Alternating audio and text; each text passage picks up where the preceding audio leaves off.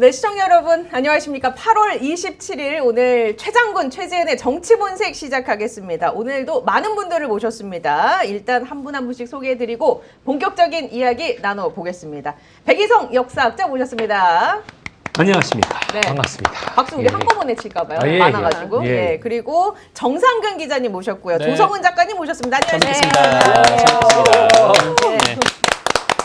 아니 이제 초면이신 분들도 있으실 거예요. 정상근 기자님 제가 너무 뵙고 싶었는데 네.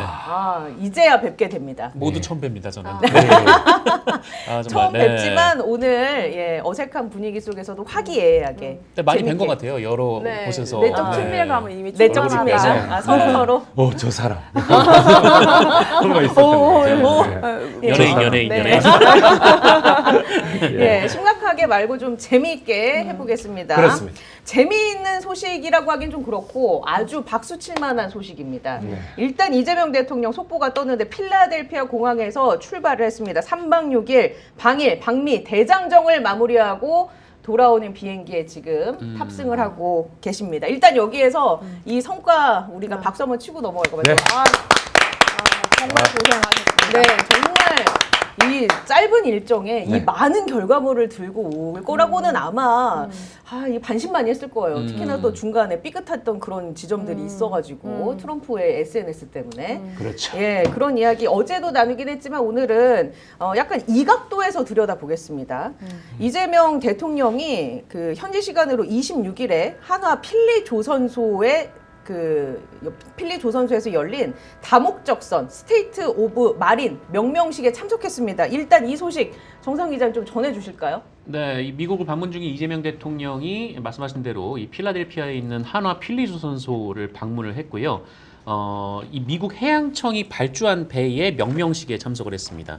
여기서 이재명 대통령이 이제 마스가 프로젝트를 네. 강조하면서 축사를 했는데 대한민국 조선업이 미국의 해양 안보를 강화하고 또 미국 조선업 부활에 기여하는 새로운 도전에 나섰다라고 얘기를 하면서 미국 그리고 대한민국 조선업 모두에게 윈윈이 되는 성과를 만들어낼 것이다. 예. 이렇게 입장을 밝혔습니다. 자, 그래서 저희가 영상을 준비했거든요. 일단 그 영상을 보시고 저희가 또 이야기를 나눠보겠습니다.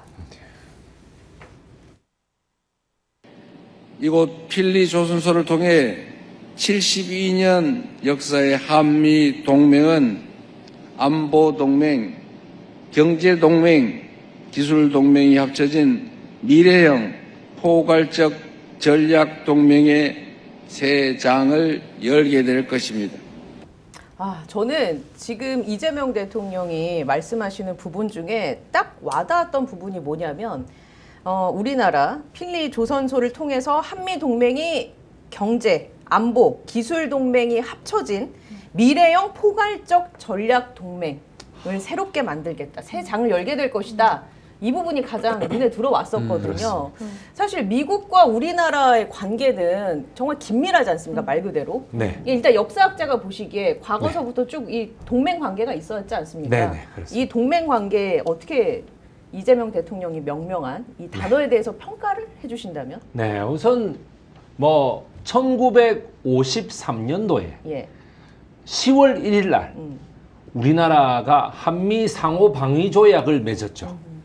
이승만 대통령이 워싱턴 DC로 날아가서 당시 국무장관 덜레스하고 우리나라 변형태 외무부 장관하고 사인을 했습니다. 예. 거기에 따라서 우리가 지금까지도 한미 혈맹이라고 해서 온 거예요. 제가 이승만이라는 책을 지금 제가 이제 내년 4.19에 낼 생각인데 예. 거기에는 제가 한미동맹이라는 건 상당히 문제가 많아 이런 식으로 제가 쓰고 있어요. 그렇지만은 어쨌든 동맹의 형태가 갖추어져 있고 그 파트너 계약 그러니까 어떻게 되면은 한미동맹이라는 건 한국과 미국이 동등한 1대1 방위조약 아닙니까? 예. 이 파트너 계약이 돼 있는 나라는 5개 나라밖에 없다 그래요. 전 세계에. 그래 5개 나라밖에 없기 때문에 우리나라가 굉장히 특수한 위치다. 따라서 뭐냐 하면은 자 보세요. 미국으로서는 평택이라는 전 세계에서 가장 큰 가장 크고 가장 최신식이고 가장 중요한 군사 기지가 우리나라에 있습니다. 여기에 트럼프가 지금 뭘 몰라가지고 우리가 소유권을 뭐 어쩌고 이런 소리 하는데 네. 사실상 소유권이 리스가 아니에요. 거기가 뭐 돈 안 내고 있잖아요. 뭐야 사법권도 네. 다 미국이 쥐고 있어요. 그 지역만큼은. 그러니까 뭐냐 우리가 미국 사람을 한 사람 대동해야 거기 들어갈 수 있는 이런 상황이에요. 따라서 뭐냐 하면은 한국으로서는 미국이 너무나 소중하고 미국으로서도 한국이 절대로 무시할 수 없는 하나의 사업 파트너다. 이런 거를 하는데 오산 그다음에 평택 그다음에 군산 요 세 지역에 확실한 미군 기지가 존재한다라고 하는 거에 대해서 우리나라가 1953년 네. 뭐 그 전에도 계속해서 미국이 어떤 자기의 지리적 이점을 찾기 위하여 우리나라를 계속해서 이제 개발한 건 맞습니다만은 46년부터 쭉 개발해 왔습니다만은 53년부터 한미 상호 방위 협정을 예. 맺어가지고 확실하게 네. 세력권 안으로 들어왔다. 예. 그래서 한국에게 있어서 미국이라는 거는 절대로 무시할 수 없는 하나의 혈맹으로서 지금까지 존재하고 있다 이렇게 생각하고 있습니다.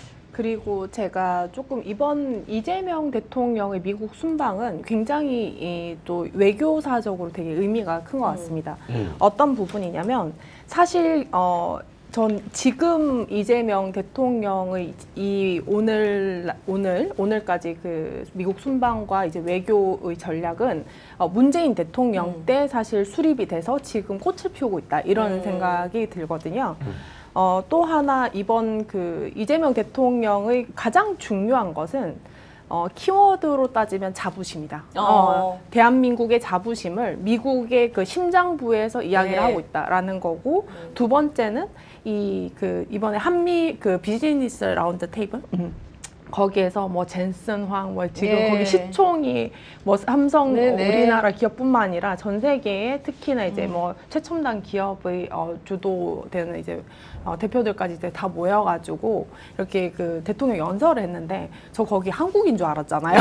그러니까 어떤 거냐면 거기에서 기존까지는 사실 그 한국과 미국은 굉장히 일방적인 수혜를 받는 나라, 우리나라는 이제 수혜를 받는 그렇죠. 나라로서 이제 위치를 했다면 이번 그 이재명 대통령의 뭐 그 한미 정상회담뿐만 아니라 지금 비즈니스 라운드 테이블 그 다음에 이제 CSIS 그 다음에 오늘 이 그 조선소 방문까지가 어떤 거냐면 이제는 대등하다.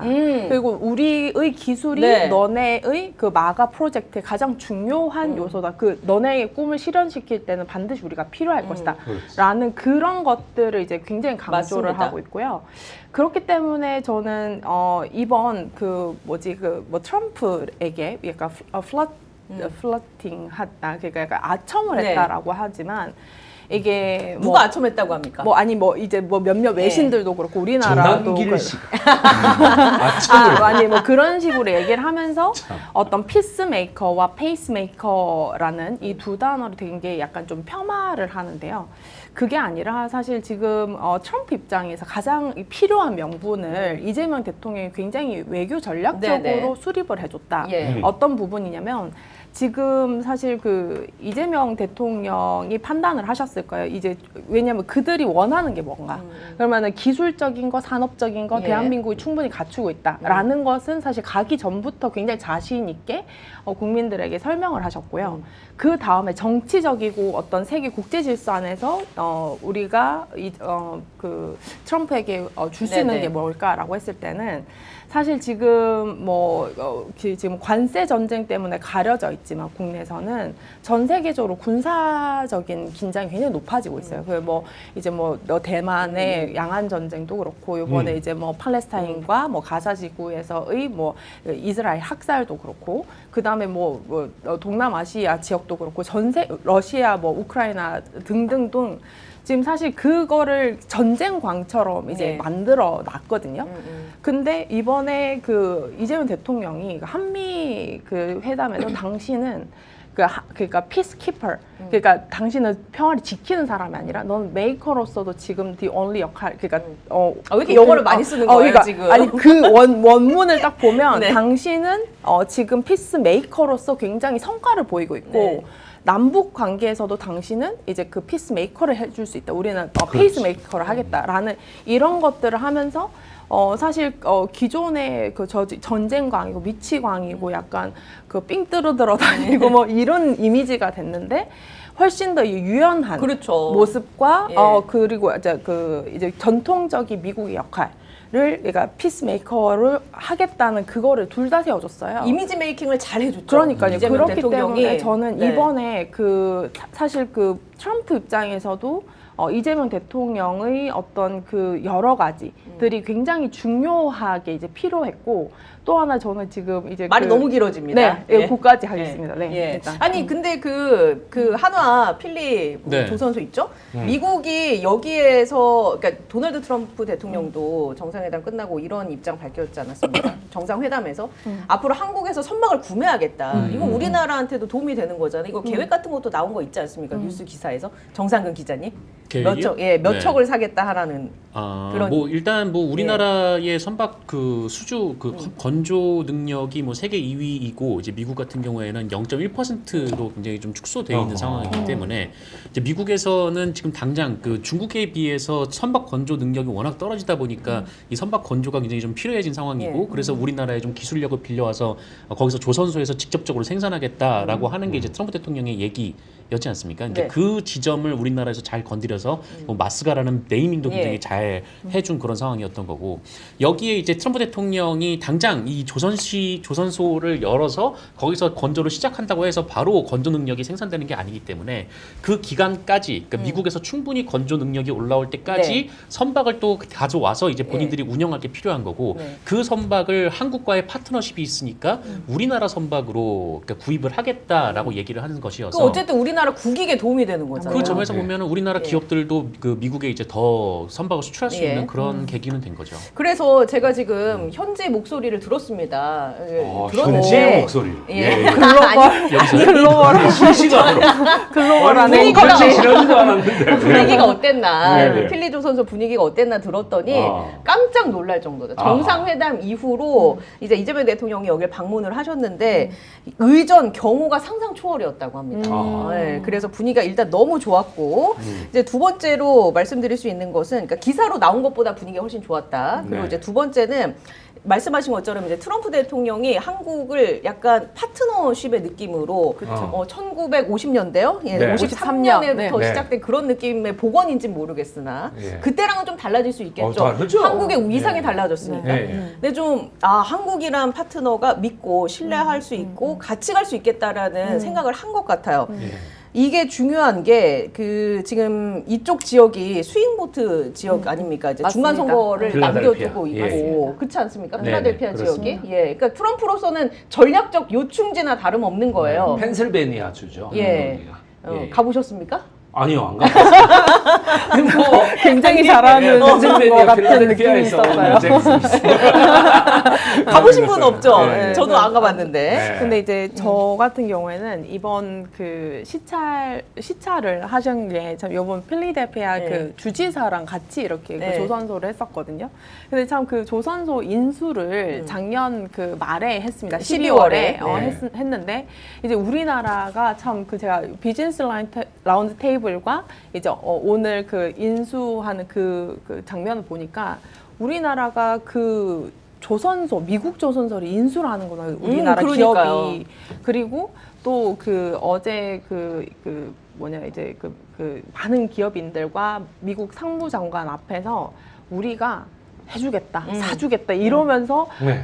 얘기를 하다 보니까 약간 굉장히 좀 자부심이 네. 느껴지고 또 하나 더는 이제 그 이재명 대통령이 굉장히 디테일까지 되게 잘 준비를 하셨더라고요. 그게 어떤 거냐면 절대 그 트럼프 대통령이 원래 키가 크지 않습니까? 근데 그 옆에서 절대 작아 보이지 않으려고 허리를 꼿꼿하게 세우고 머리도 이만큼 네. 띄우시고 네. 그리고 끝에 거의 앉으셔가지고 항상 어떤 정면의 사진으로서도 이 그 작게 위축되어 보이지 않게 그걸 되게 노력을 하셨어요. 근데 이번에 오늘 그 아침에 그 연설을 하시는 거 보니까 약간 그 대한민국 군산조선소를 약간 오픈식 하는 그 정도의 느낌처럼 예. 굉장히 주체 상대적인 맞습니다. 그 역할을 예. 하시겠다. 그것을 선언하러 미국을 가신 것 같다라는 맞습니다. 느낌이 이제 뭐 트럼프 대통령의 입장에서도 우리나라에 도움이 필요했을 것이고 네. 우리나라 입장에서도 실익을 분명히 취한 것이고 예, 예. 물론 뭐 칭찬을 많이 했다라는 얘기도 있을 수 있습니다만 사실 그거 되게 전략이었다. 그렇죠. 그걸 잘 먹혔다. 매우 그렇게, 전략적인 예, 볼 수 저는 있겠습니다. 궁금한 것이 예.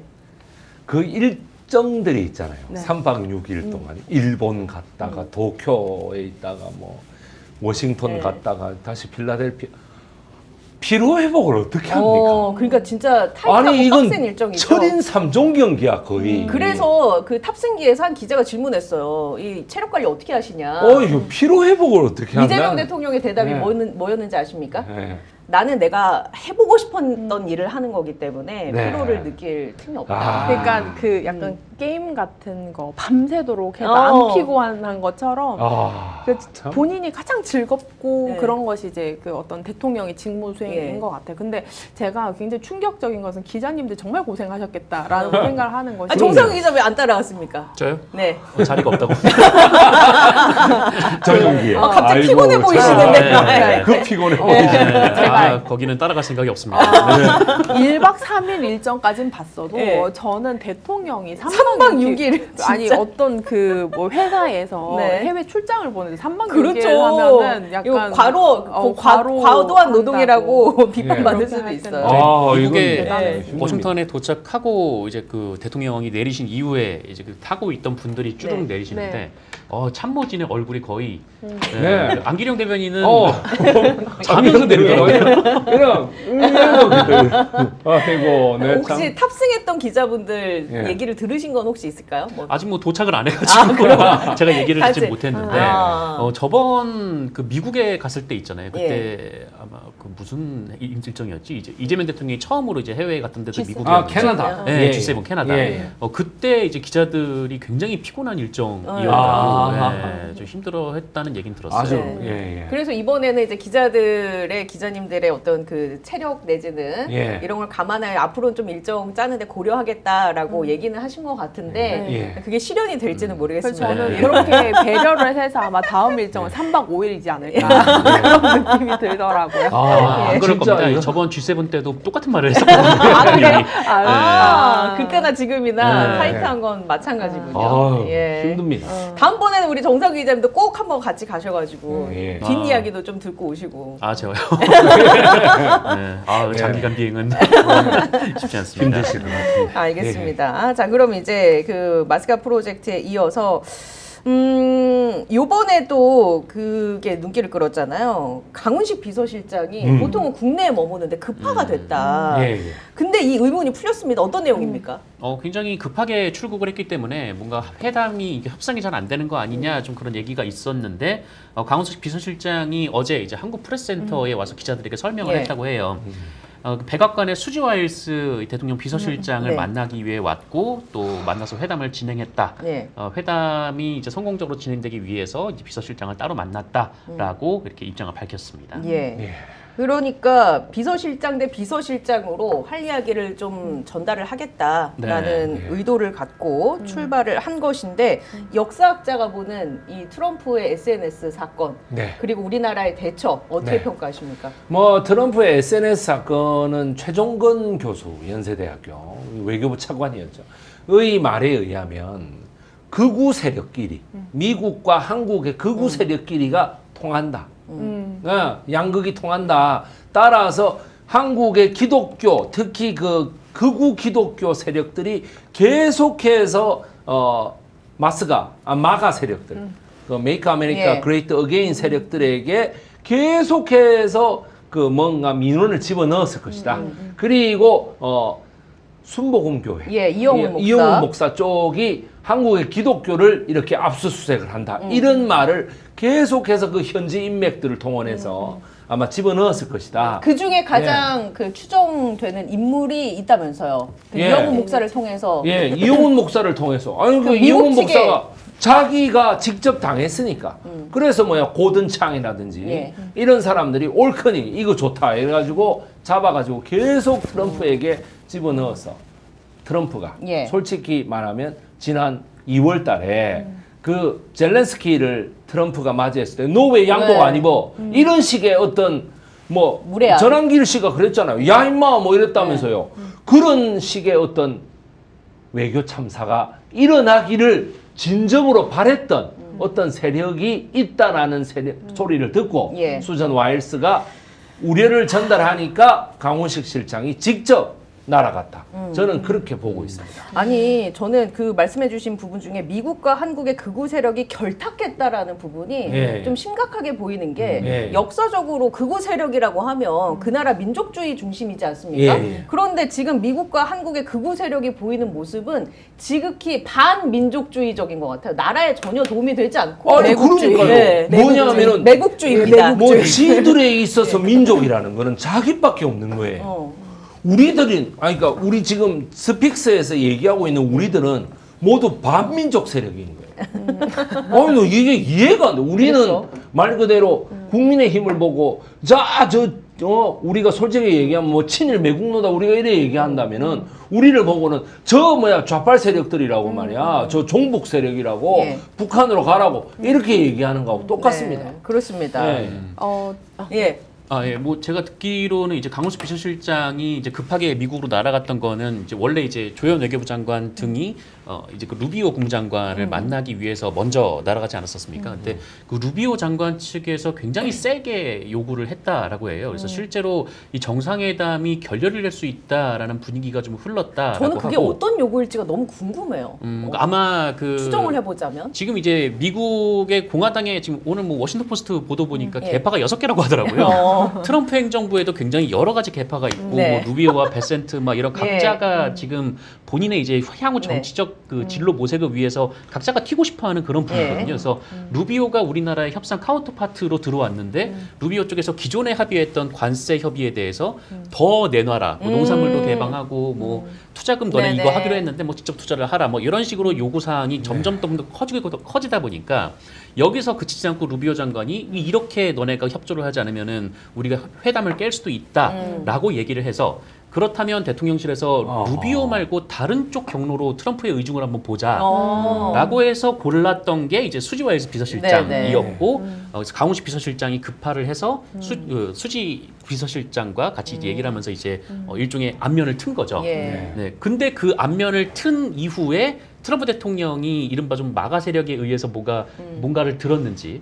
SNS를 올렸고 그런데 이제 거래가 바로 직거래가 이어지다 예. 보니까 강훈식 실장이 거기에 이제 수습까지 나서게 된 그러니까요. 그런 네. 상황이었던 걸로 예, 보였습니다. 얼마나 애가 탔을까 우리 강훈식 비서실장도요. 지금 여기서 보면은 두 가지인 것 같습니다. 일단은 굉장히 우리나라의 그 한라인이 그 비서실장 대 비서실장이 한미 간에 이제 그 나란하게 설정된 건 처음입니다. 아마 처음일 것이고 그렇기 때문에 사실 기존에는 한 단계 굳이 격하를 해서 사람들을 만났어요. 그러니까 우리나라의 뭐 특사가 대통령의 정상을 뵙는다기보다는 항상 그 밑에 네. 장관급이나 이런 식으로 했는데 그래도 대통령 비서실장이 어쨌든 상대 이제 카운터파트를 이제 비서실장으로 해서 한 라인을 구축할 수 있다.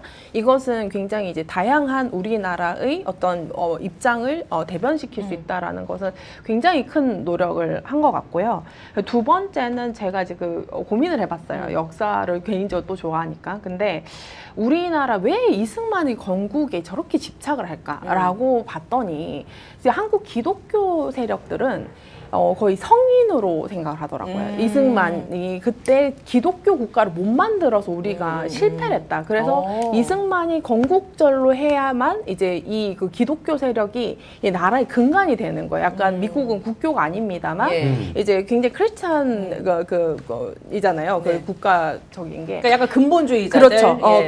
그렇죠. 그래서 지금 그렇기 때문에 이 사람들은 우리 대한민국 국민들은 역사적인 접근을 해서 이제 이승만의 뭐 학살이라든지 어떤 약간 런하고 이렇게 하셨던 이런 부분을 굉장히 비판을 하는데 그 사람은 대한민국에 이제 그 기독교를 정확하게 갖고 오고 그걸 이제 굉장히 정치적인 활용을 하면서 이 국가를 굉장히 이용을 했던 그 부분을 강조를 하더라고요. 왜냐면 제가 기독교 신문이나 여러 군데 보면 이승만이 거의 성인처럼 그렇게 적어놨더라고요. 예. 그런 의미에서 보면 저는 이제 극우 세력이 어떻게 결합을 했을까라고 봤을 때는 기독교 그쪽도 이제 그 미국에서 네. 사실 뭐 한인들 중에서 굉장히 성공하신 분들 중에서는 이제 굉장히 좀 그 기독교에 심취하신 분들이 많은 것 같고 이번 뭐 애니 첸이라든지 뭐 고든창이라든지 뭐 뿐만 아니라 여러 사람들이 우리가 봤던 그 약간 성직자의 목사가 아니라 다들 무슨 목사라고 하는데 무슨 희한한 사람들이 다 말하는 거 오잖아요. 들어보면 약간 사기꾼 그렇죠. 같은데. 약간 모스탄. 네, 모스탄. 예, 그러니까 뭐 그러니까 이름도 다들 특이하고 네. 그래서 제가 봤을 때는 이제 그 트럼프도 굉장히 또 독실한 이제 기독교 신자다 보니까 그 주변에 지금 사실 그 근본주의를 미국의 근본주의를 이제 지금 트럼프도 이용을 예. 해야 되는 입장이 정치적으로 그렇기 때문에 굉장히 이 어떤 뭐 가정적인 거라든지 알겠습니다. 백인주의라든지 이런 것들 때문에 아마 굉장히 좀 접근하기가 쉬웠지 그랬지 않을까. 않았을까. 연결고리 그래서, 찾기가. 그렇죠. 근데 이번에 공식화돼서 오해였다. 그리고 저기 아까 잭 스미스처럼 네. 미친놈가 되고 갔지 않냐라고 얘기를 해서 사실은 더 이상 이제 이 약간 정말 저는 이번에 극우들의 매국 행위를 네. 저는 실시간으로 전 세계에 보여줬다 너무 창피하더라고요. 너무 화가 났어요, 저는. 네. 근데 지금 이 지적에 대해서 약간 뿌리까지 어떻게 보면은 짚은 걸 수 있어요, 조성은 네. 작가가. 네. 극우, 한국 극우와 미국 극우가 결탁된 그 지점, 네. 그 기초가 이승만 정권에서 이루지 못한 그 기독교 국가의 꿈, 네. 거기에서 서로 공감대를 형성하고 미국은 네. 미국 나름대로 우리나라 그 극우 세력들이요. 네. 서로의 교집합을 찾지 않았을까라는 지적에 대해서는 어떻게 생각하십니까? 네, 그런 면도 일면이 있죠. 우리 이승만 대통령은 원래 대종교를 국교로 하겠다고 했어요. 48년도에. 예. 그러다가 54년도에 갑자기 그 대종교의 인사 하나가 대한제국을 다시 살리겠다고 나섰습니다. 이승만 저거한테 못 맡기겠다. 대한제국을 다시 살리겠다. 이러면서 대종교가 된소리를 맞아요. 정말로. 그러면서 대종교가 완전히 깔아앉아 버리거든요. 그리고 1952년도에 6.25 그 규탄 대회에서 대종교하고 의열단 출신이 이승만을 암살하려고 하다가 차단됩니다. 부산에서. 예. 이런 두 가지 사건을 겪으면서 대종교가 완전히 무너지거든요. 네네. 그래서 그런- 찾은 게 예, 그- 기독교다 기독교. 이거예요. 그래서 찾은 게 기독교다. 자기가 원래 종교가 기독교다.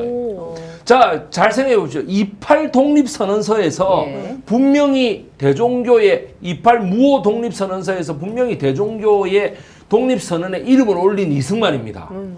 그래, 이승만이 기독교를 해가지고 올렸는데 왜 45년도에 자기가 대종교를 국교로 하겠다며 예. 그랬는데 왜 갑자기 대종교는 무너지고 기독교가 올라갔느냐 이것 때문입니다. 예. 52년과 54년도에 이 역사적 사건 때문에 자 대종교 아무것도 교육하지 마 이런 사건이 있었던 것도 교육하지 마 이런 식으로 되면서 완전히 기독교 일변도로 예. 가고 기독교가 미국이라는 존재 그네. 미국이 기독교의 어떤 셀프 매니페스팅이 네. 자명의 사명 뭐 이런 이상한 소리야. 이런 거에서 어떻게 연결이 돼가지고 지금까지도. 그래서 김장한 목사, 조용기 목사, 네. 이용훈 목사 이런 사람들이 기독교를 우리 국교로 하자 뭐 이런 소리까지 나오게 예. 되는 거예요. 그렇구나. 국가 조찬 기도회라는 예. 이런 정말 예 말도 안 되는 이런 짓거리까지 하는 예. 거예요. 지금. 저기 있는 십자가들이 다 당군 할아버지로 바뀌었을 수도 있어요.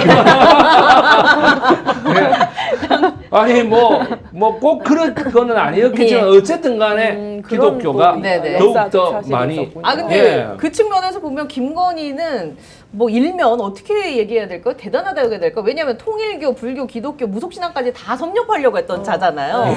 어떻게 보면 예. 야참 모든 스케일이 신을- 다르다. 모든 신을 자기 신. 편으로. 조금만 제가 학술적으로 들어가자면 예. 김건희는 건진법사로부터 이런 얘기를 예. 들었다고 해요. 제가 아는 얘기인데 네.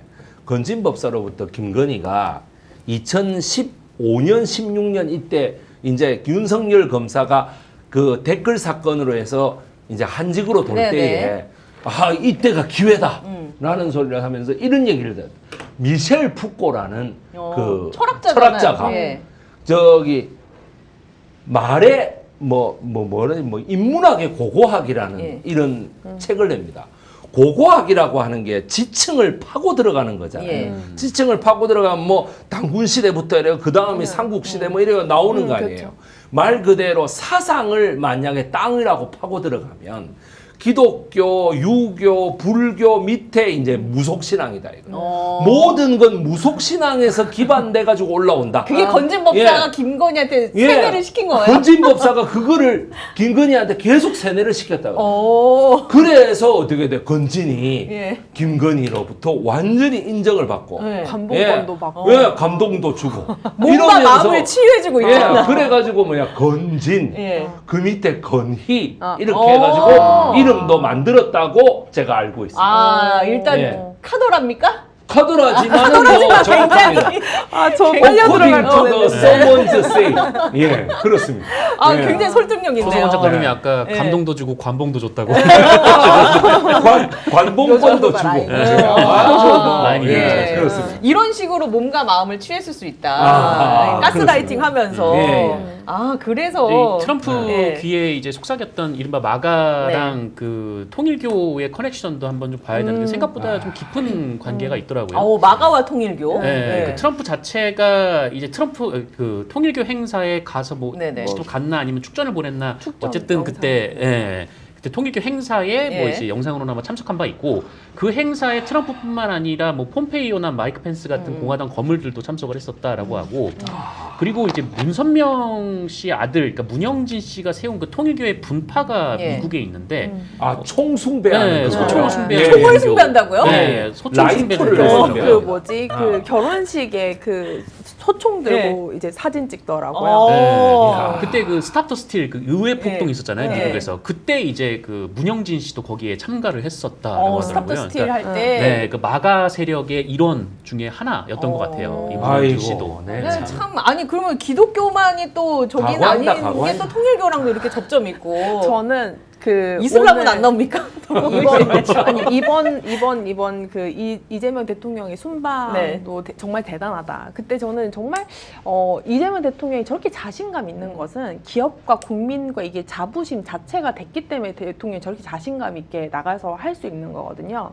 그런 것도 그런데 우리나라 종교들 사이비 종교들도 진짜 대단하다. 전 세계에 안 가 있는 곳이 없고 그리고 전 세계에 진짜 무슨 통일교뿐만 아니라 뭐 네. 일본도 장악을 했지 네. 뭐 미국도 장악을 네. 했지 이런 거 보면은 대한민국 DNA가 다른 그러니까 각자의 좀 이상한 부분까지 발현이 돼서 그렇지 예. 정말 뭐 대단한 K 종교인가요? 근데 지금 뭐 K-팝 데몬 헌터스 네. 그것 때문에 사람들이 그 갓만 아. 봐도 한국이다 네. 이래서 저기 어디냐 그 바티칸에 네. 그 김대건 그 신부가 그 이제 가슴 쓰고, 네, 예, 예. 있잖아요. 그것도 이제 그 사제 헌터스다 이러면서 그 정도로 이제 우리나라의 아. 종교까지 그 무속 신앙까지도 네. 전 세계 지금 문화처럼 소비가 확실히 되고 있는 것 같다. 아 근데 이제 사실 사이비와 아닌 건 확실하게 또 그렇죠. 짚고 그렇죠. 이제 만약에 K 종교를 받아들일 외국인이 있다면 그런 걸 좀 검증하고 그렇죠. 해야 될 것 네, 같습니다. 그럼요. 예. 네. 그런데 신혜식 씨 비롯해서 전한길 씨도 그렇고요. 지금 트럼프를 만나고 온 이재명 대통령이 대성공하지 않았습니까? 네. 그러니까 본인들이 일단 쪼그라든 것 같아요. 네. 쪼그라들었는데도 내놓는 워딩을 보면 전한길과 신혜식 씨 뭐 대표적으로 어떤 워딩 했는지 혹시 정상훈 기자님 그 뉴스 네. 전달해 줄 수 있나요? 일단 전한길 씨는 미국에 갔거든요. 예. 뭘 자신하고 미국에 갔는지 모르겠는데 그 어쨌든 뭐 이재명 대통령에 대해서 뭘 알리겠다라고 예. 주장하면서 미국에 갔고 거기서 이제 정상회담을 하기 전에 이 트럼프가 트윗을 올렸었죠.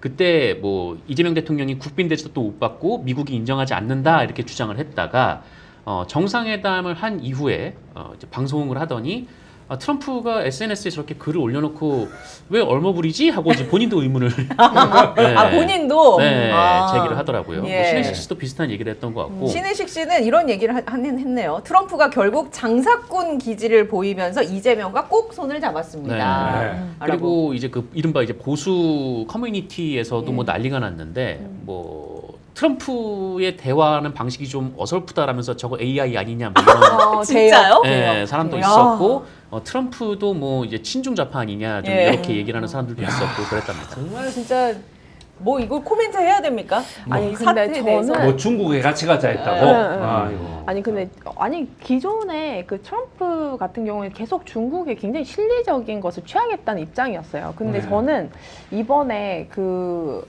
전당대회와 국민의힘 전당대회와 이번 그 한미일 사실 일본을 처음 간 것은 심지어 박근혜도 안 했던 일입니다. 이제 이명박도 안 했던 일이에요. 처음 있었던 일이죠. 처음 있었던 예. 일이에요. 그런데 이것을 누구보다 바란 것이 사실은 그 보수 그럴 수 진영이잖아요. 있죠. 예. 그러니까 한미일 예. 이걸 강화해서 또 매국노의 기질이 또 있기 그렇죠. 때문에. 그리고 근데 이제 어쨌든 한미일 그 어떤 그 공조를 강화해야 된다. 그렇고 이번에 사실 제가 오늘 좀 얘기를 할 게 제일 많았는데 그 이재명 대통령이 CSIS에 가서 그렇게 얘기했습니다. 중국과 셰셰 이거 발언에 대해서 어떻게 해명했냐면 중국은 과거에는 미국이 굉장히 실리적인 입장이었기 때문에 우리도 거기에 따라서 했는데 그게 불편하면 우리 미국 입장 따를 거야 라고 어저께 그냥 공식적으로 얘기를 네. 해버렸어요. 미국에서. 그렇기 때문에 사실 누구보다 보수 언론들이라든지 보수 진영들이 해야 할 일을 사실 누구보다 가장 강력하게 한 것이 지금 이재명 대통령이거든요. 근데 어저께 무슨 트위터로 하고 이제 뭐 CIA가 잡아간다는 둥, 뭐 항공모함 타가지고 윤석열 구하러 트럼프가 온다는데 네. 이런 거를 근데 되게 어느 순간 되게 진지하게 하고 있고 그 얘기를 그리고 뭐 나경원이네 이런 굉장히 오래되고 노련해야 할 정치인들도 그것에 대해서 탄식했다고 하면 저는 이제 저기는 제정신가 아닌 상태까지 왔나. 저는 그러면 이제 그런 생각까지 들어요. 이 주제 관련해서 딱 하나 이 질문만 공통적으로 드려보고 다음 주제 넘어갈게요. 지금 윤석열과 김건희는 어떤 생각일까? 왜냐하면 그들이 믿었던 건 미국 트럼프였잖아요. 몇 월에 뭐 트럼프가 뭘 할 것이다 이런 기대에 차 있다는 이야기가 돌았었는데 지금 이 성공적으로 그 순방을 끝내고 온 이재명 대통령의 소식을 TV로 보지 않겠습니까? 구치소에서 네. 어떤 생각을 하고 있을까요? 그냥 가볍게 빙의를 해본다면. 그 트럼프 대통령이 좀 설마 그 몰랐겠습니까? 주한미군 그 관세 압수수색 들어간 거는 그냥 공식 라인을 통해서도 알아볼 수 네. 있는데 굳이 트위터에 올렸던 거는 좀 이재명 대통령을 좀 낚기 위한 낚시 미끼 아니었느냐 좀 그런 분석들이 많았는데 네. 그 낚싯대를 던졌는데 문게 우리 극우 세력이어가지고 그날 저녁부터 뭐 난리가 났었잖아요. 네. 뭐 국민의 의원들도 막 네. 이재명 큰일 났다 뭐 이런 얘기들을 쭉 하고 아마 그 옥에 있는 뭐 김건희 윤석열이 그 소식을 네. 들었을지 모르겠지만 아마 기대를 했을 텐데 근데 그렇게 보수 극우 시청자들을 모두 텔레비 앞에 불러놓고 트럼프 대통령이 했던 얘기는 오해로 끝나버렸으니까 근데 아마 지금 그 낚여 나온 물고기처럼 예. 지금 이제 팔딱팔딱 뛰고 있지 않을까. 예. 어떨 것 같아요? 윤석열이라면 우선 항공모함이 와서 잡아간다 아니 그 구출한다는 네. 이야기는 돈을 7천억을 써야 됩니다.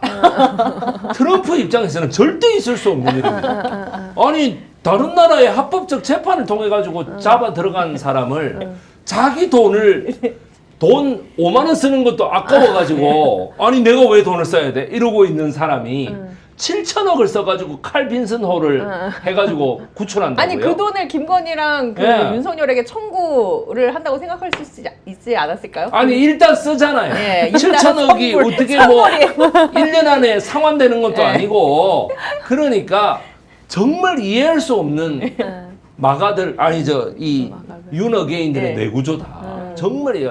그리고 윤석열은 아마 윤석열하고 김건희는 그런 거를 계속 동아줄로 네, 삼고 네. 있었을 수도 있습니다. 1980년 5월 17일 날 그 사형을 선고받았던 김대중 대통령이 예. 레이건 행정부로부터 절대로 사형 집행하지 마. 전두환이 사형 집행을 하려고 했는데 독한 마음을 품고 하려고 했는데 하지 마. 그거 하면은 너가 안 만나준다. 하지 마라고 해서 결국에 노신영 국가안보 안전기획부장이 감각을 발휘해가지고 아무도 모르게 미국으로 보내버리면 됩니다. 라고 김대중 대통령 미국 망명을 주선했단 말이에요. 예. 그러니까 그런 거를 하나의 예로 삼겠죠. 그런 걸 해서 트럼프가 몰래 빼가지고 너가 계속 가두고 있으면 내가 가만 안 둬. 이런 식으로 윤석열하고 김건희를 빼서 LA로 보내는 이런 거를 자기가 생각을 상상했지만 했지. 산산조각이 났죠. 그거는 저거 내피셜이고 예. 그건 말도 안 돼. 그리고 주진우가 뭐 내하고 동기니까 주진우라고 합니다. 의원. 예, 주진우 의원이 뭐라고 합니까?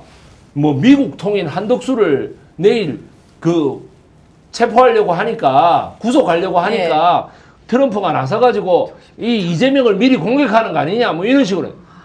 아니 저기 트럼프가 할 일이 없습니까? 한덕수가 미국 통 한덕수가 누군데? 라고 아마 이럴 거예요. 왜 하버드 나온 본인 입으로 하버드 나왔다고. 호남 사람이라며. 자기가 나도 호남 사람입니다. 서로 아껴야 된다고? 아껴야 되면 내가 구출해야 돼? 이런 식으로 아마 생각할 거예요. 그래서 저는 막 매우 부적절한 생각이다. 김건희는 지금 무슨 생각하고 있을까요?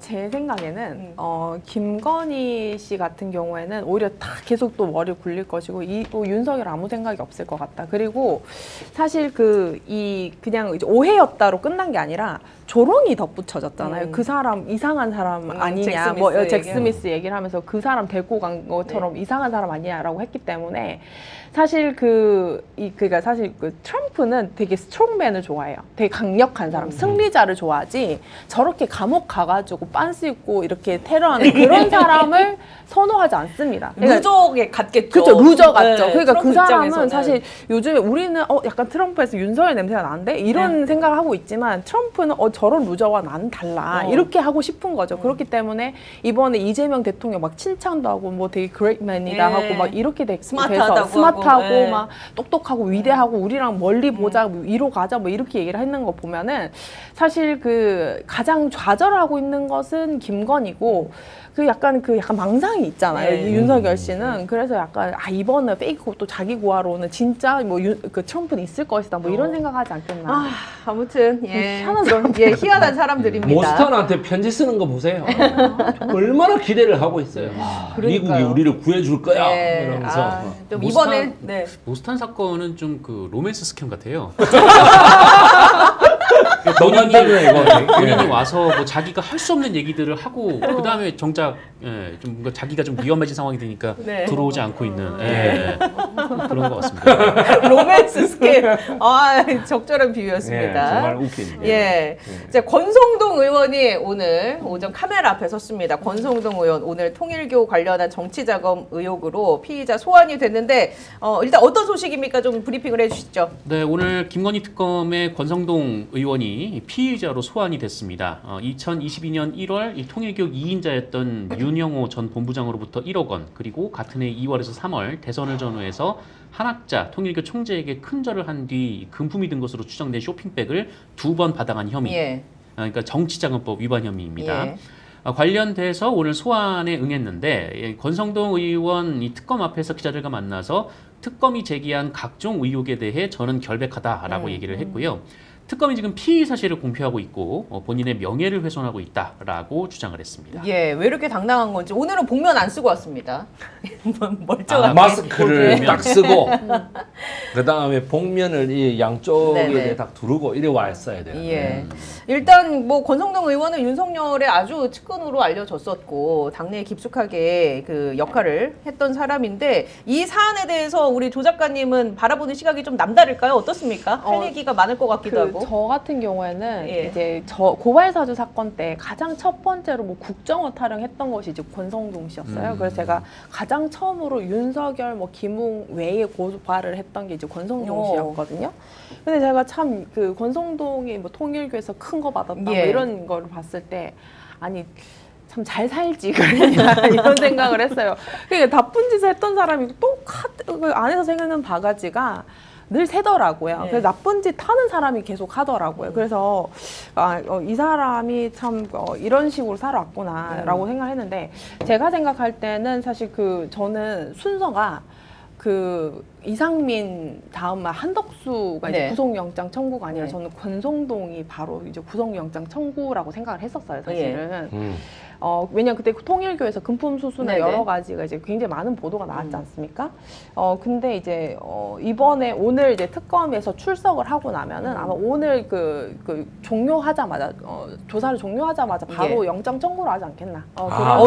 그래요? 네, 저는 그런 생각합니다. 아, 왜냐면 긴급 체포. 뭐 긴급 체포까지는 모르겠습니다만 예. 왜냐면 이제 어쨌든 현직 의원이니까 어. 아마 지금 체포 동의안을 네. 넘기면은 이제 국회는 얼마나 좋다고 이제 그 통과를 시킬까요? 그러니까 제가 생각할 때는 그 이제 민주당과 조국혁신당 뭐 이제 뭐 진보당 뭐 사회 그 기본소득당 등등도 이제 권성동에 대해서 이제 체포 동의안이 오면은 굉장히 즐거운 마음으로 해피하게 가결시킬 해피하게 것이다. 막 찍고 막 이렇게 하지 않겠나라는 예. 생각이 들어서 저는 이제 사실 그 45명 중에서 다른 결로, 그러니까 대선 때부터 자금 받고 수수하고 이런 데서 직접 막 뛰어서 필드에 뛰었던 사람이잖아요. 그렇기 때문에 저는 사실 큰 거 한 장이 1억이다라고 이제 얘기를 하는데 저는 통일교 그 레벨에서 예. 한 장이 저는 1억이겠나라는 생각을 해요. 10억이지 않을까? 큰 절을 했는데 심지어 큰 절을 왜냐하면 대통령이 이재명 이재명 지금 대통령이고 그 당시 이제 윤석열 예. 씨가 가장 최측근이 이제 권성동이라고 하면서 그의 대리인 김건희와 윤석열의 대리인으로서 절까지 했는데 1억 주고 끊는다? 저는 그렇지 않다고 봐요. 저는 적어도 공 하나 두 개는 더 붙어 있다라고 생각을 하고 있고 대선 자금 규모가 굉장히 크지 않습니까? 네네. 그리고 거기에서는 사실 여당 입장에서 정권 재창출을 하는 게 아니라 사실 야당 입장에서 정권을 거의 전복하다시피 하고 있고 사실 당시에 국민의힘 자체도 막 이렇게 100석이 가까운 굉장히 축소된 정당으로서 돈이 많이 없었을 거라서 절까지 해서 돈 받아갔으면 저는 1억은 아닐 1억은 것이다. 절대 아니다. 그 약간 예. 시세도 안 맞는다라는 생각을 해서 아마 이제 그 많은 그 김건희 특검이 권성동을 이렇게 불렀을 때는 굉장히 좀 생각보다 보도된 것보다는 훨씬 많은 자료를 파악하고 있지 않겠나. 빌드업 해놓은 상태일 것이다. 그리고 이제 지금까지 김건희 특검은 부르면 거의 다 당일 예. 내지는 그 다음날 영장 청구를 했어요. 지금까지. 그리고 거의 다 꼬린을 시켰습니다. 그렇기 때문에 저는 이번 권성동 오늘 갔다가 안 봤으면 좋겠어요. 아니 근데 이렇게 찔리는 게 있어서 그런지 오늘 아침에 보도에 따르면 증거를 인멸하려고 한 정황을 포착을 했어요. 저도 네. 이제 구속영장을 네. 치겠구나라고 작가님과 같이 생각을 했던 게 이 보도가 나와서 네. 그러니까 어쨌든 특검으로부터 나온 보도 아니었겠습니까? 이제 특검에서 나왔던 보도가 이런 건데 이제 지난달 18일에 이제 권성동 측을 압수수색을 했을 때 권성동의 차명폰을 발견을 했다. 전화기가 하나 발견됐어요. 네. 보자진 명의의. 보자진 명의의 차명폰이 발견이 됐고 그 차명폰의 통화 내역을 보니까 계엄 이후 그러니까 건진법사에 대한 남부지검 수사가 본격화가 됐을 때 그때 이제 그 윤영호 그리고 건진법사와 통화를 한 흔적이 있었다. 예. 그래서 요거는 이제 말맞추기 정황이 있는 거 아니냐. 말맞추기 정황이라는 것은 곧 증거 인멸이고 예. 증거 인멸을 지금 특검에서 권성동이 소환하는 날 보도가 나오게 풀었다는 것은 이제 구속영장 수순이겠구나. 네. 그렇게 보여집니다. 그리고 이 부분에 저는 좀 주목을 했는데 특검팀으로부터 나온 이야기인 것 같습니다. 그 윤영호 전 본부장으로부터 어떤 진술을 확보했냐면 윤석열 그때 당시 이제 대통령 당선자 그리고 이 당선자랑 만나서 캄보디아 공적 개발 원조 이런 네. 통일교 현안을 이제 윤 전 본부장이 전달했다라는 진술을 확보해서 이들의 커넥션이 과연 그냥 정치자금법 위반으로 끝날 것인가 네. 아니면 그 이상 뭔가가 있을 것인가 네. 저는 약간 여기에 좀 주목을 하긴 했거든요. 네. 어떻게 보십니까? 이게 단순히 이 사건 자체로 끝날지 아니면 더 뭔가가 큰 것들이 다 나올 수 있을 것인지. 캄보디아는 대단히 부패한 나라입니다.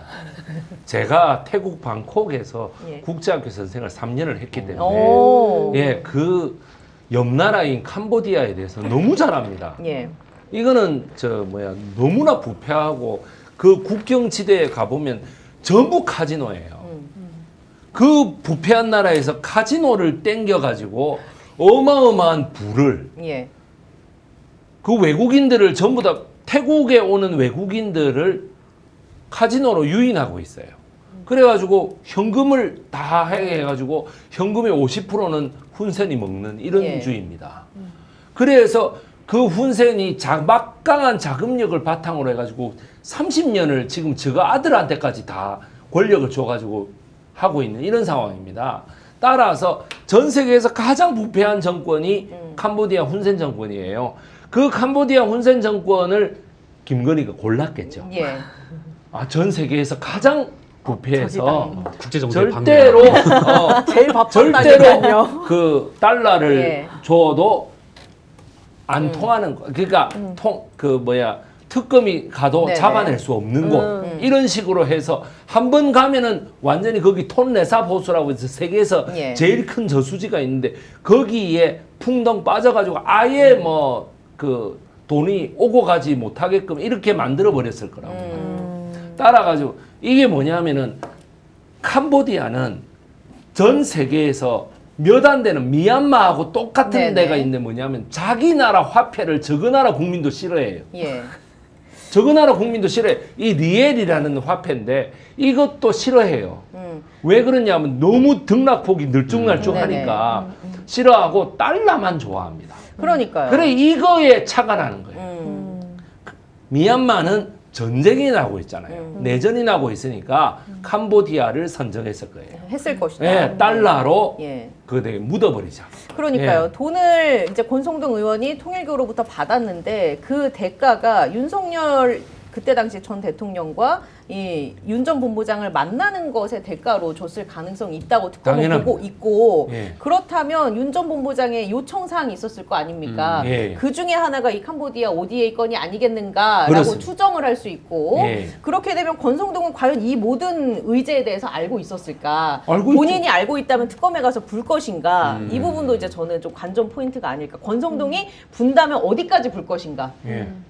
본인은 결백하다고 주장하겠지만 네. 지금 뭐 여러 가지가 좀 드러나고 아니, 있지 않습니까? 특검 입구에서 저렇게 결백하다는데 특검 가서 뭐라 하겠습니까?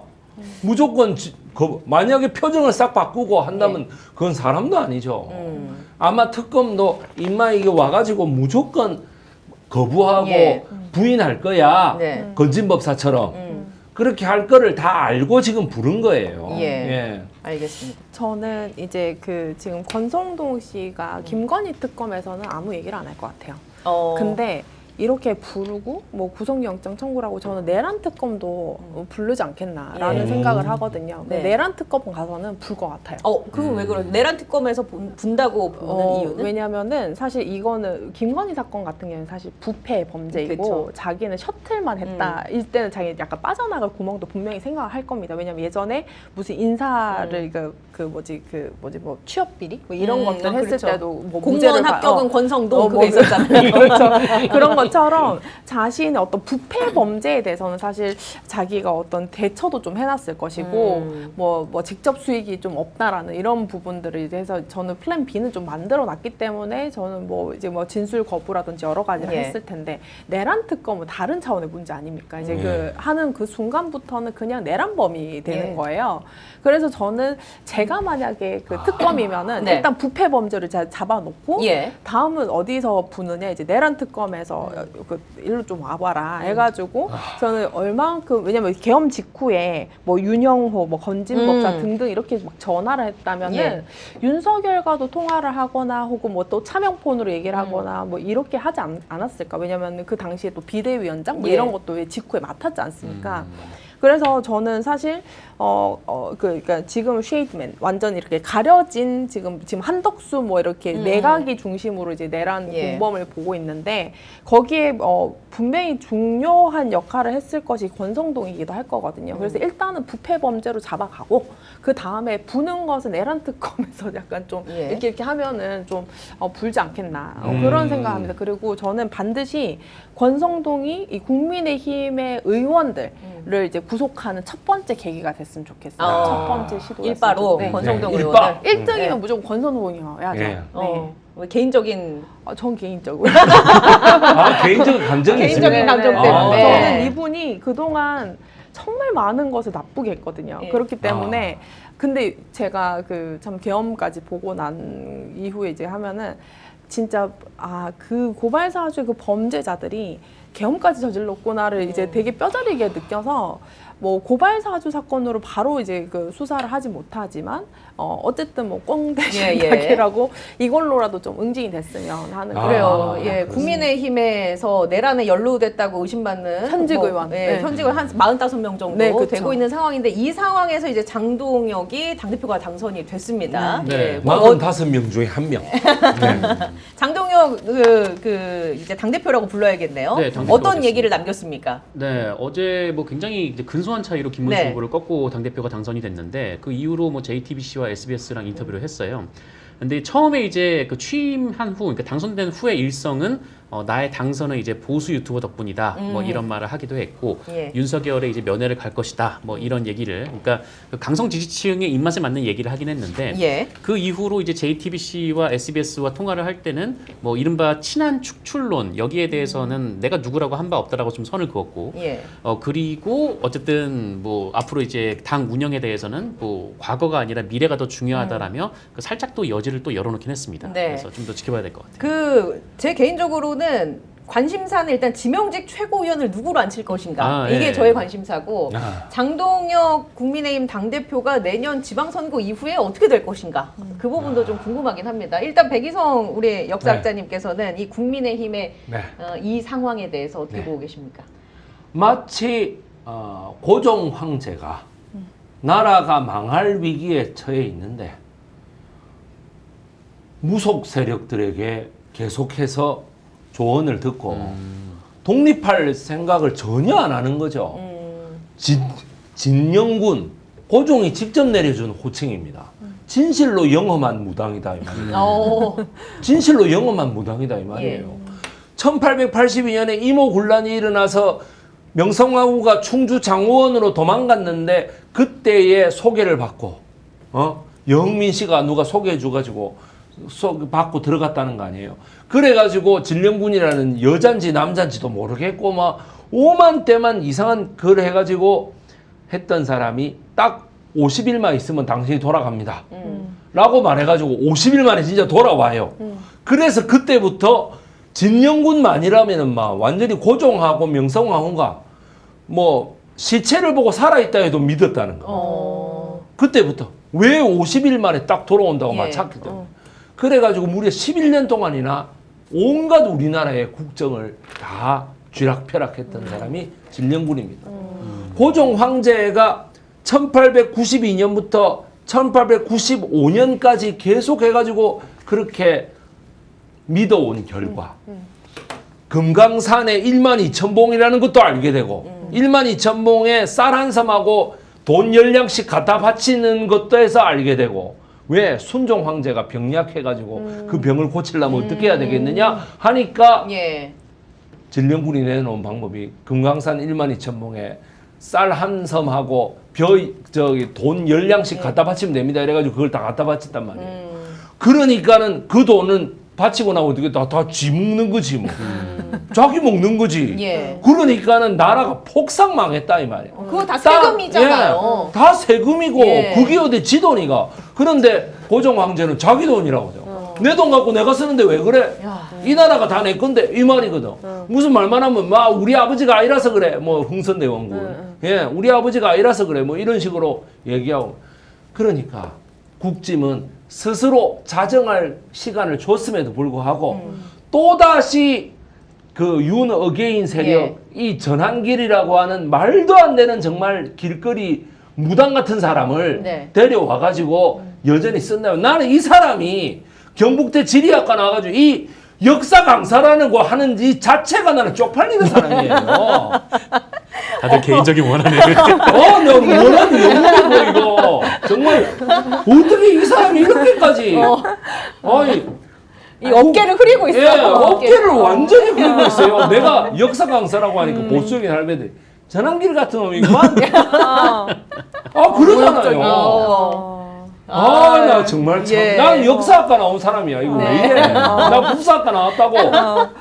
그대를 나 흐리고 정말 있네. 참. 예. 그 지금 아마 장동혁의 지명직 최고위원은 전환길이 될 것이다 네. 라고 이제 거의 80% 그러니까. 이상의 확신을 하고 있어요. 네. 와, 정말. 네. 아. 그리고 뭐 당 대변인은 뭐 김계리 대변인이 될 것이다. 뭐 이런 이렇게 다들 이제 개몽 뭐 당하는 건가 그러면? 확신을 하고 있습니다. 네. 근데 제가 봤을 때는 이제 그 장동혁의 국민의힘 이제 당 대표가 전 내년 6월까지 갈까라는 생각을 해요. 지방선거까지도 못 갈 가고. 것이다. 왜냐면 지금 어쨌든 이 사람이 충청도 가가지고 윤어게임 막 하면서 내란 선동 집회에 막 올라가가지고 주도를 했던 사람이거든요. 저는 이제 뭐 요번에 뭐 그 누구죠? 뭐 권성동 뭐 이렇게 하면서 큰 10번째 손가락 안에 들어간 사람이기 때문에 네. 저는 일단은 예. 뭐 지방선거 하기 전에 먼저 조사부터 받을 것이다라는 어. 생각을 하고 있고요. 네. 두 번째는 사실 이제 분당을 할 것인가.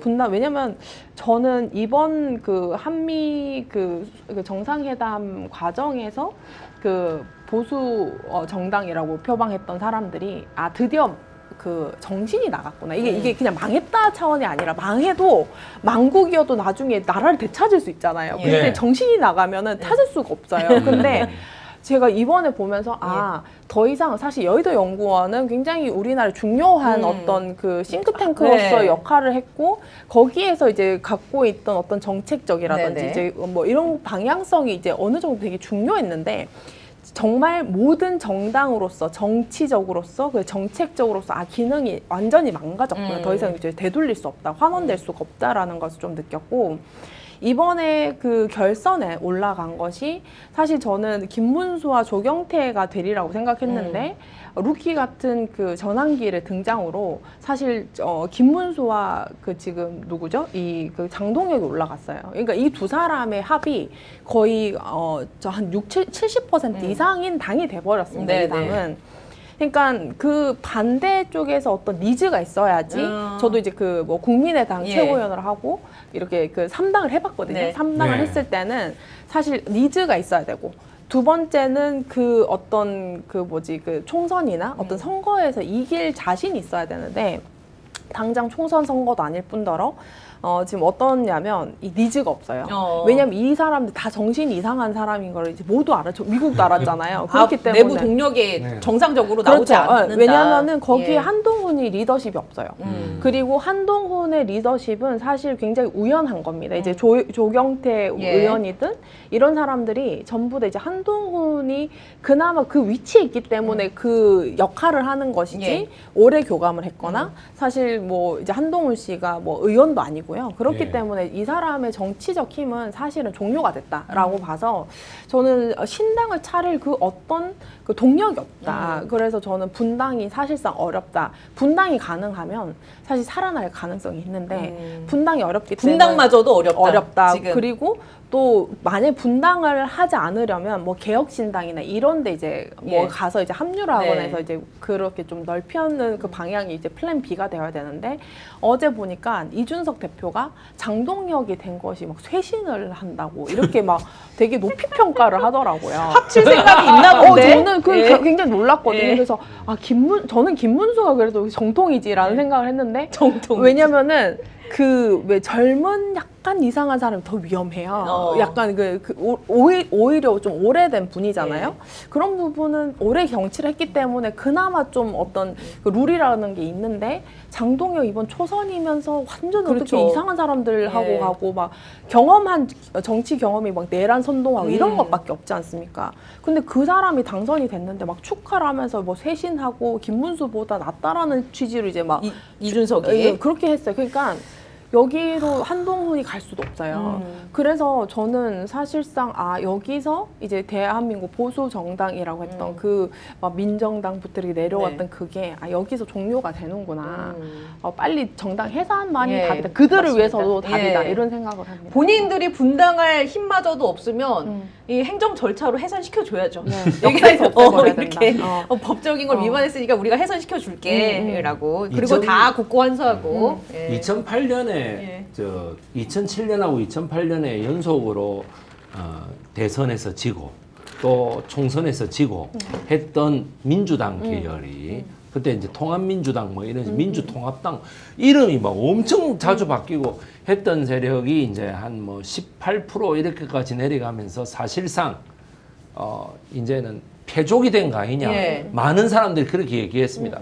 야당은 친박연대가 야당이고 김무성 중심으로. 예. 민주당은 완전히 깔아엎었다 네. 이런 식으로 얘기했을 그때에도 정당 해산이 나오지는 않았어요. 예. 어디에서도 안 나왔습니다.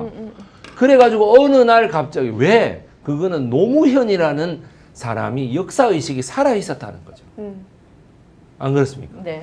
자, 송영길 대표가 서울구치소로 가고 뭐 나오고 다시 그 역설을 내고 뭐 이런 그런데도 되게 사람들이 송영길 대표가 나왔다 하면 그래도 한번 보거든요. 왜 그랬느냐 하면은 그거는 역사의식이 살아있기 때문이에요. 그 사람이. 지금 국민의힘에 무슨 역사의식이 있습니까? 예, 매국의식이 아니 뭐 있습니다. 진영군 같은 것밖에 더 있습니까?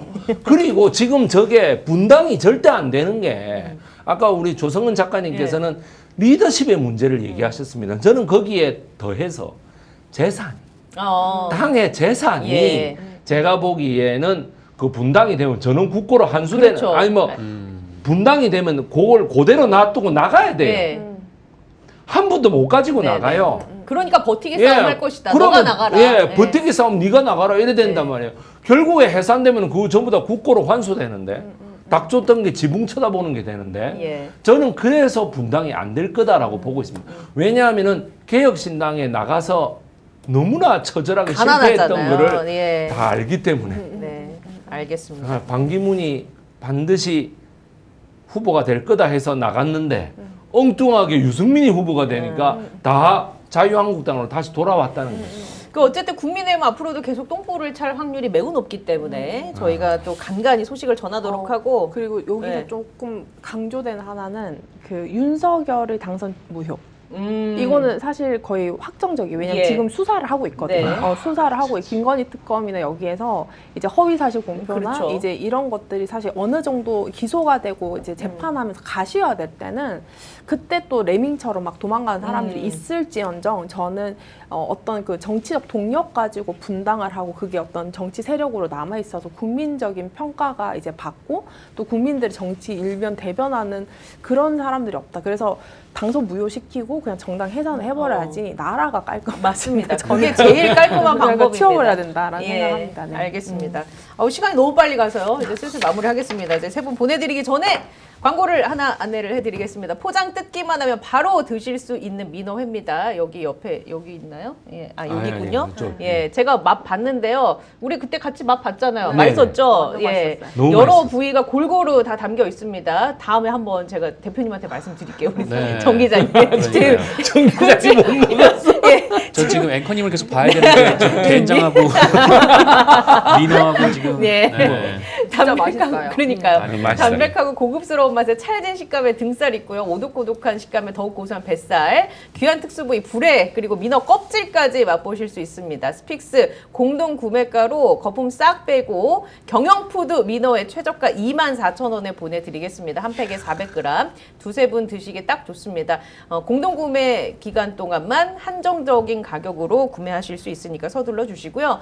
참 자랑스러운 제품, 예, 대한민국 장류 발효대전에서 최우수상을 탄 정선자 명인의 맛고추장 그리고 대통령상을 수상한 이승희 명인의 맛된장 대한민국 최저가로 5통 29,900원에 모셨으니까 명인의 손맛 느껴보시고요. 그리고 뭉티기 갓 잡은 한우에 우둔만 딱 떼다가 뭉텅뭉텅 썰어내는 음식인데요. 뭉티기에 육회까지 더해서 29,900원입니다. 이 물량도 어렵게 준비를 했으니까 서둘러 주시고요. 한우로 믿을 수 있는 부위만 저희가 선택을 했기 때문에 자주 할 수 있는 행사는 아니니까 참고를 해주시기 바랍니다. 자, 오늘 세 분 너무 반가웠습니다. 재밌었고요. 예, 시간 어떻게 가는지 몰랐습니다. 다음 주에 또 저희는 만나 뵙도록 하겠습니다. 고맙습니다. 네, 감사합니다.